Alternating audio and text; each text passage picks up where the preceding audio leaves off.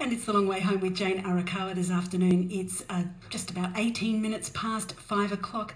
And joining me now in the studio is the author of a new book that was launched on Sunday, Footloose and Financially Free. And the author is Julie Macken. And it shows how accessing personal power will allow us to enjoy whatever type of lifestyle we want.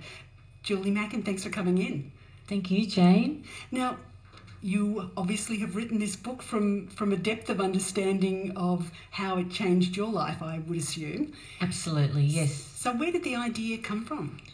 It all began when I was asked to speak to an investor group some years ago because I have invested in real estate, and my husband and I did quite well fairly quickly, within a fairly short time span, say about a year and a half. We bought quite a bit of property and did very well.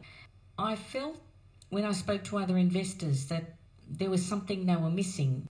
And so I just began to research a lot. I read many books, really about the psychology of success as well as about real estate. But I was really fascinated by people's thinking. Have you always been interested in real estate? Therefore, your thoughts went when thinking of financial, how am I going to plan the rest of my the future, etc. Were you always interested in real estate, or was this something you had to sort of force yourself into being interested in? No, not at all. I definitely was interested in real estate. And something I say in the book is that I really think to make money out of anything, it's really a good idea to do something that you really like. Even better to do something that you love. Yeah, and I love real estate. Yeah. And I love dealing with people. And some people may make the mistake and think real estate is all about buildings, but you're dealing with the people who are going to occupy them or buy them or whatever it is you're doing. Yeah, you're dealing with people. Yeah, I guess to be honest, thinking about all that's involved in buying a house or making an investment in it. I think, it seems like such a huge undertaking that I would have to have a lot of knowledge and understanding about. Did your first investment property, was it something that you did a lot of background first, or was it a bit of a wing and a prayer? Fell into it. Oh, okay. Yes, and that's actually the way I lead my life a lot of the time, Jane. So some people might think that you need to be very planned and organised. I don't think I was in the beginning. When I began to be more interested and realise that there was so much potential there, I certainly took time to educate myself more. And what's the difference then? I don't know, but I haven't read many of the financial books that are on the market today. But it seems that your book is different. Yes. And it's looking more about maybe thinking and how your mind is thinking about investing, and how you think about money, I suppose, or what your future is. What would be some of the key differences of your book? Well, I think that many people, especially the subject of money, is an interesting one, because a lot of people think that they need to change what they're doing in order to have more money. And certainly that's the case, but the thing, when you think that our thoughts are the precursors of our action, so it makes sense when you think about it to change your thinking first. In fact, it's so much of an easier path. So do you have to find out what you're thinking about money first? Is that the first point? Well, yes and no. I don't think people need to start really going in depth and thinking, what am I subliminally or subconsciously? Some people seem to think it's going to be so terribly hard, and I think, no. Because I'm intrinsically just a little bit lazy at times, Jane. So I'd like to reassure people that if it involved a great deal of hard work, I just don't think I would be sitting here right now. So it's really... It's like finding the fun in it too. It's about shifting your thinking so that you always focus, you're training yourself to think more positively. You're priming yourself to get your thinking right, and your emotions are such a wonderful guide. Sometimes we're taught not to be emotional about money, but it's not that you're not emotional or that you are emotional, but you're using your emotions as indicators as to whether your thinking is going to serve you or not. Does that make sense? It does, but I'm actually thinking I need to read more. And this is, we're talking with Julie Macken, who is the author of the new book that was launched on Sunday, Footloose and Financially Free, a guide to thinking and feeling your way to success. Now, I know that kind of terminology would appeal to a lot of women in particular. Now, when you're saying thinking and feeling your way to success and being financially free, what has financial freedom meant to you? How are you defining financial freedom in your own life? Well, the biggest difference for me is that I haven't worked for 8 years. So it's I haven't worked for anybody else. Right. And so I work when I want to and how I want to. And I like that. And I have a great deal more control over my income. And I love that. So basically I've been living predominantly off passive income from real estate investments. And that is wonderful because it's allowed me the time to devote to writing this book, which has been a work of passion.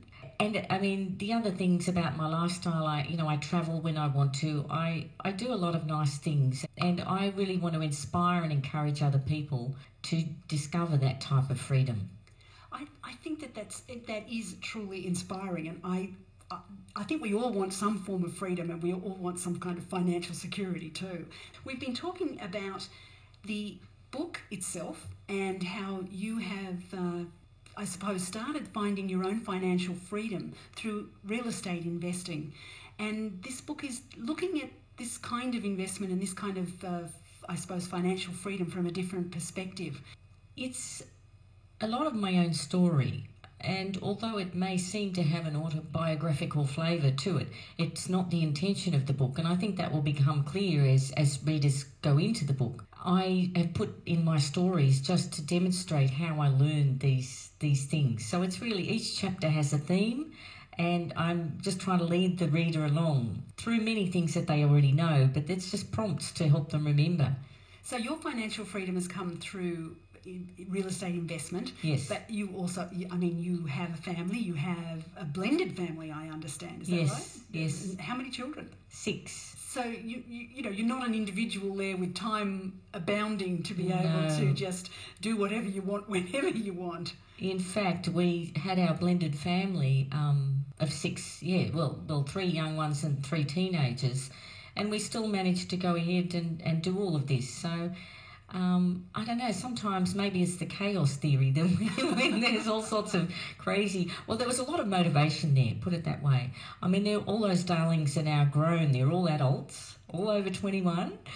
So hopefully they've learned a lot from watching what we've done. But, they were the motivation. We wanted to give them a good life. Now, your husband is very handy around the house. He enjoys renovating or enjoys, repairing things, or is that right? So yes. So has he been? Is he your guy that goes out and sort of does all the repair works on the investment properties, or? He did for a long time. Yeah, he did for a long time, and he still does, but he does less of that now. But, it was just so wonderful when I started to realise how handy he was. I thought he just could turn his hand to so many things. Does he still enjoy it? Yeah, he does. He does. But his real passion is music.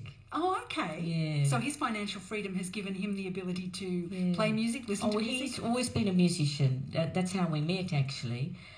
He's been a musician since he was a teenager. Wow. So that's always been his first love, I think. Apart from me, of course. Very, very good. Good answer. The book is Footloose and Financially Free. And I'd just like to, as a last question, Julie, ask you, is there one thing that would be good for people that maybe are stuck in a rut to be able to just initiate or to make maybe a change in behaviour that would help them with their financial status? It's a big question. A change in behaviour, that's an interesting one. Let me think. How about reading a book? Oh, okay. Good answer. Okay, the phones are going off. It's FM 99.3, and we have a lot of lovely listeners to this radio station who are obviously very keen to be footloose and financially free. I would like to thank Julie Macken, who is the author of the book. Go to your local bookshop and ask them for a copy of the book, and if they say we don't have it, they can order it through. It's Dennis Jones is distributing the book. Obviously a very popular subject and of great interest. So Julie, thank you so much for your time this afternoon. Thank you, Jane.